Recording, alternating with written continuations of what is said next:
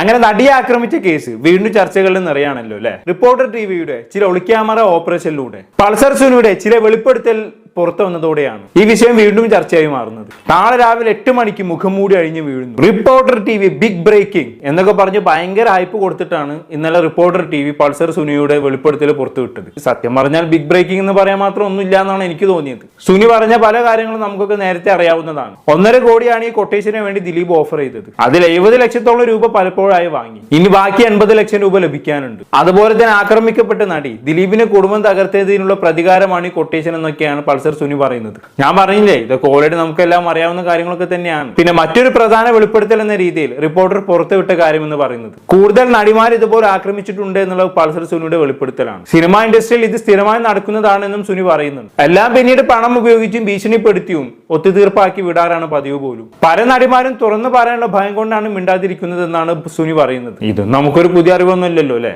ഇതിന് മറ്റൊരു വേർഷനാണ് Hema committee report വന്നപ്പോൾ നമ്മൾ കണ്ടത്. പക്ഷെ ആക്രമിക്കപ്പെട്ട നടിയുടെ കേസ് എന്ന് പറഞ്ഞാൽ കുറച്ചുകൂടെ ഭീകരത നിറഞ്ഞതാണെന്ന് മാത്രം. കൊട്ടേഷൻ ബലാത്സംഗമാണ് ഇവിടെ നടന്നിട്ടുള്ളത്. അധികം കേട്ടുകളും ഇല്ലാത്തൊരു സംഭവമാണത് അല്ലെ. ഒരാളെ കൊല്ലാനും കയ്യും കാലും തല്ലി ഒടിക്കാനും ഒക്കെ കൊട്ടേഷൻ കൊടുക്കുന്നത് കണ്ടിട്ടുണ്ട്. പക്ഷെ ഒരു സ്ത്രീയെ ബലാത്സംഗം ചെയ്ത് അതിന്റെ ദൃശ്യങ്ങൾ പകർത്താൻ വേണ്ടി കൊട്ടേഷൻ കൊടുക്കുന്നത് ചരിത്രത്തിൽ തന്നെ റയർ സംഭവമായിരിക്കും. എന്തായാലും പൾസർ സുനിയുടെ വെളിപ്പെടുത്തലിന്റെ ചില പ്രധാന ഭാഗങ്ങൾ നമുക്കൊന്ന് കണ്ടുനോക്കാം.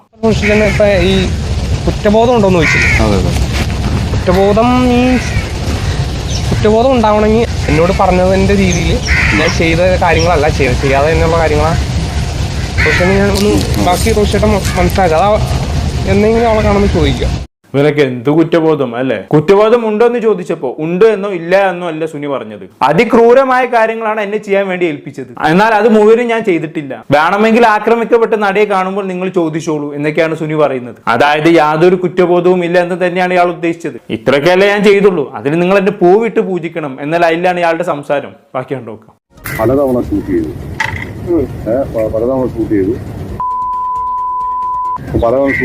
സ്വമേധയാ ചെയ്യുന്നതായി വിഷ്വലിൽ കാണണം. ശരി, ഈ സ്വമേധയാ ചെയ്തതായി വിഷ്വലിൽ കാണണമെന്ന് പറഞ്ഞതുകൊണ്ട് എന്താണ് ഉദ്ദേശിച്ചതെന്ന് മനസ്സിലായോ? അതായത് ആക്രമിക്കപ്പെട്ട നടി സ്വന്തം ഇഷ്ടപ്രകാരം ലൈംഗിക ബന്ധത്തിൽ ഏർപ്പെടുന്നത് പോലെ വേണം ദൃശ്യങ്ങൾ ചിത്രീകരിക്കാൻ എന്നായിരുന്നു ദിലീപിന്റെ നിർദ്ദേശം. എന്നാലല്ല വീഡിയോ കാണിച്ച് നടിയെ ഭീഷണിപ്പെടുത്താൻ കഴിയുള്ളൂ. എത്ര ഭീകരമായ കൊട്ടേഷനാണ് പൾസർ സുനിക്ക് ദിലീപ് കൊടുത്തതെന്ന് ആലോചിച്ച് നോക്കൂ. ബാക്കി നോക്കാം. ആദ്യം ഇതുപോലൊരു സംസാരം നടന്നിട്ടുണ്ടാവില്ല. ഈ സംഭവം നടക്കുന്നതിന് മുമ്പ് സംഭവത്തിന്റെ A to Z ഒക്കെ അറിയാം. പിന്നെ ഈ പറഞ്ഞ ആളെ ഞാനും പറയണേ പറഞ്ഞിരുന്നു. സത്യത്തിൽ അന്ന് ആ കാശ് മേടിച്ചിരുന്നെങ്കിൽ ജയിലിൽ പോകില്ല. സംഭവങ്ങൾക്ക് ലൈവായിട്ട് വേറെ ആൾക്കാരെ വേണ്ടല്ലോ. എന്റെ പുറകെ ആളുണ്ടല്ലേ, എന്റെ പുറകെ ആളുണ്ട്. ഇവൻ ചെയ്യണ്ടോ അല്ലെങ്കിൽ ഞാൻ പറയുന്നത് ഇന്ന സമയമില്ല. ഇതൊക്കെ വേറെ വഴിയിൽ വേറെ ആൾക്കാർ നോക്കിയാൽ തന്നെ അവിടെ കയറി കഴിഞ്ഞ് കഴിഞ്ഞാൽ പിന്നെ ഞാൻ ഈ കൂറ് മാറി കഴിഞ്ഞ് കഴിഞ്ഞാൽ പിന്നെ ഞാൻ അറിയാം. അത് പറ്റില്ല. അത് ഈ പരിപാടിയിൽ നിന്ന് കഴിഞ്ഞാൽ അവൻ ഈ പരിപാടി പിന്നെ അവനറിയാവുന്ന ആൾക്കാരാണ് ആ രീതിയിൽ. നടിയെ ആക്രമിക്കാൻ വേണ്ടി പൾസർ സുനിയെ ഏൽപ്പിച്ചതിനോടൊപ്പം തന്നെ പൾസർ സുനി ഇതെല്ലാം കൃത്യമായി ചെയ്യുന്നുണ്ടോ എന്ന് നിരീക്ഷിക്കാൻ വേണ്ടി വേറെയും കൊട്ടേഷൻ ദിലീപ് കൊടുത്തിട്ടുണ്ടായിരുന്നു എന്നാണ് പറയുന്നത്. ഈ ആക്രമിക്കപ്പെട്ട നടിയെ പൾസർ സുനിക്ക് വ്യക്തിപരമായി അറിയാമായിരുന്നു. അതുകൊണ്ട് തന്നെ നടി ഇയാളെ സ്വാധീനിക്കുമോ എന്ന പേടി ദിലീപിനുണ്ടായിരുന്നു. ആക്ച്വലി ആക്രമിക്കപ്പെട്ട സമയത്ത് എന്നെ ആക്രമിക്കല്ലേ, ഞാൻ എത്ര പണം വേണമെങ്കിലും തരാമെന്ന് നടി പറഞ്ഞു എന്ന് സുനി പറയുന്നുണ്ട്. പക്ഷെ അയാൾ അതൊന്നും ചെവി കൊണ്ടില്ല. അങ്ങനെ ചെയ്തു കഴിഞ്ഞാൽ പിന്നെ ഞാൻ വാക്കിന് വിലയില്ലാത്തവനാവില്ലേ, ഈ ഫീൽഡിൽ പിന്നെ എനിക്ക് പിടിച്ചു നിൽക്കാൻ കഴിയില്ലല്ലോ എന്നൊക്കെയാണ് സുനി പറയുന്നത്. അവന്റെ ഒരു കോണത്തിൽ എത്തിക്സ് ഇതൊന്നല്ല, പേടിച്ചിട്ടാണ്. ഇവനെ നിരീക്ഷിക്കാൻ വേറെയും ആളുകളെ ദിലീപ് നിർത്തിയിട്ടുണ്ടല്ലോ. ഇവൻ എങ്ങാനും പറഞ്ഞ പണി ചെയ്തിട്ടില്ലെങ്കിൽ അവരെ വെച്ച് ഇവനങ്ങ് തീർക്കും. ഗുണ്ടാ സംഘങ്ങൾ തമ്മിലുള്ള ഏറ്റുമുട്ടലിൽ കുപ്രസിദ്ധ ഗുണ്ടയായ പൾസർ സുനി കൊല്ലപ്പെട്ടു എന്ന അടുത്ത ദിവസം തന്നെ വാർത്തയായിട്ട് വരും. അത്രയേ ഉള്ളൂ. ബാക്കി നോക്കാം. 2021 മുമ്പ് മുഴുവൻ പറയുന്നത് പിന്നെ പൾസർ സുനി വേറെയും പലരെയും ഇതുപോലെ ആക്രമിക്കുന്നു. 5 പേര് പോലീസിന് മൊഴി കൊടുത്തു. സമാധാനമായിരിക്കും. പക്ഷെ അതെല്ലാം സെറ്റിൽ ചെയ്ത് ശരിയാണ്. ഇത് കുറച്ച് ഗുരുതരമായിട്ടുള്ള വെളിപ്പെടുത്തൽ തന്നെയാണ് അല്ലെ. മുമ്പ് ആക്രമിക്കപ്പെട്ട നടിമാരുടെ എണ്ണം പോലും സ്പെസിഫിക് ആയി പറയുന്നുണ്ട്. 5 നടിമാരെ മുമ്പ് ഇതുപോലെ ആക്രമിച്ചിട്ടുണ്ടെന്ന് പറയുമ്പോൾ സത്യം പറഞ്ഞാൽ വിശ്വസിക്കാൻ കഴിയുന്നില്ല. അത്രയും ശക്തമായ അരാജകത്വമാണ് സിനിമാ മേഖലയിൽ നടന്നുകൊണ്ടിരിക്കുന്നത് എന്നർത്ഥം. ഒന്ന് ആലോചിച്ച് നോക്ക്, 5 പേർ ആക്രമിക്കപ്പെട്ടിട്ടും അവരൊന്നും തുറന്നു പറയാൻ പോലും തയ്യാറായില്ല. താങ്കളുടെ നിലനിൽപ്പിനെ ഓർത്തിട്ടോ മാനക്കേടിനെ ഓർത്തിട്ടോ മറ്റെന്തെങ്കിലും കാരണങ്ങൾ കൊണ്ടോ അവരെല്ലാം സഹിച്ചും ക്ഷമിച്ചും നിന്ന് എന്ന് പറയുമ്പോഴാണ് അവിടെയാണ് പ്രമുഖ നടിയുടെ മഹത്വം നമ്മൾ തിരിച്ചറിയുന്നത്. അവളെ ഉണ്ടായിരുന്നുള്ളൂ അവൾ കാണിച്ച ആ ധൈര്യം, തന്റെ ജീവിതം വെച്ച് യുദ്ധം ചെയ്യാൻ കാണിച്ച ചങ്കുറപ്പ്. അതുകൊണ്ട് മാത്രമാണ് ഇന്ന് ഇത്തരത്തിലുള്ള ആക്രമണങ്ങളും വാർത്തകളും നമ്മൾ കേൾക്കാത്തത്. ഭാവിയിൽ ഇത്തരത്തിൽ ആക്രമിക്കപ്പെടാൻ സാധ്യതയുള്ള എത്രയോ നടിമാരാണ് അവളുടെ പോരാട്ടം കാരണം രക്ഷപ്പെട്ടത്. ബാക്കിയാണ് നോക്കാം. അപ്പൊ അത് പക്ഷെ അവര് പരാതിയില്ല, അവർ പറഞ്ഞു ഇത് പറഞ്ഞു സന്ധ്യയോടാണ് തോന്നുന്നു കുറെ 4 പേര് പറഞ്ഞു. അപ്പൊ അന്ന് പക്ഷെ അത് പക്ഷെ ദിലീപാണ് അല്ല വേറെ ആൾക്കാരാണ്. അപ്പൊ അതാണ് നിങ്ങൾ ഇനിയും പറഞ്ഞാൽ പലരും പോകുമെന്ന് പറഞ്ഞാൽ അവർക്ക് അത് ദിലീപല്ല. അപ്പൊ അറിയാം, പുള്ളിക്ക് അറിയാം, പുള്ളിക്ക് അങ്ങനെ അറിയാവുന്നതുകൊണ്ടാണ് പുള്ളി ഈ ഇതിനകത്ത് നടക്കുന്ന മൊത്തം അറിയാം. ആരും പറയില്ലെന്ന്, ഇതൊക്കെ നടക്കുന്ന കാര്യങ്ങൾ എല്ലാവർക്കും അറിയാം. എല്ലാവരും ആരും പുള്ളില്ല, നിലനിൽപ്പാണ് പ്രധാന കാര്യം. പിന്നെ പറയും ആ നിലനിൽപ്പ് സ്വന്തം കയ്യിലായി. റോഷി ചേട്ടൻ തന്നെ പ്രൊഡ്യൂസറും ഡയറക്ടറും എല്ലാം റോഷി ചേട്ടൻ. എനിക്കിത് അറിയില്ലെങ്കിൽ റീമയൊക്കെ പറയുമ്പോൾ അങ്ങോട്ട് പറയും. ഓക്കെ, മുമ്പ് ആക്രമിച്ച 5 നടിമാർക്ക് കൊട്ടേഷൻ തന്നത് ദിലീപല്ല, മറ്റു ചിലരായിരുന്നു എന്നാണ് പൾസർ സുനി പറഞ്ഞു വെക്കുന്നത്. അങ്ങനെങ്കിൽ ആരാണ് സുനിക്ക് കൊട്ടേഷൻ എല്ലാം കൊടുത്തത്? ആരൊക്കെയാണ് നടന്മാർ?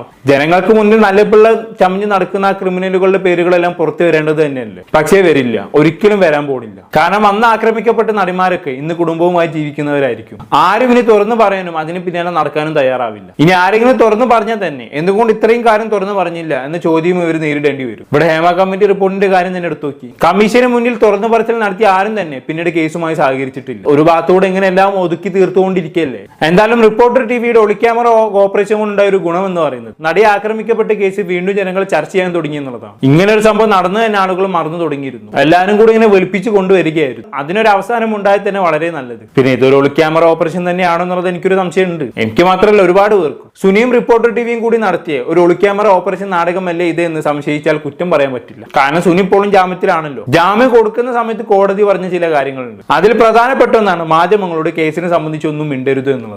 അതായത് മാധ്യമങ്ങളെ നേരിട്ട് കണ്ട് സംസാരിച്ചാൽ സുനി വീണ്ടും അകത്താകുമെന്ന് അർത്ഥം. അപ്പൊ പിന്നെ ഒളിക്യാമറ വെച്ചുള്ള ഒരു ഇന്റർവ്യൂ മാത്രമല്ല ഇവിടെ മാർഗമുള്ളൂ. പക്ഷെ റിപ്പോർട്ടർ ടിവിക്കാർ പറഞ്ഞത് ഒരുപാട് റിസ്ക് എടുത്തിട്ടാണ് ഈ ഒളിക്യാമറ ഓപ്പറേഷൻ നടത്തിയതെന്നൊക്കെയാണ്. വീഡിയോ ഒന്ന് കണ്ടുനോക്കാം.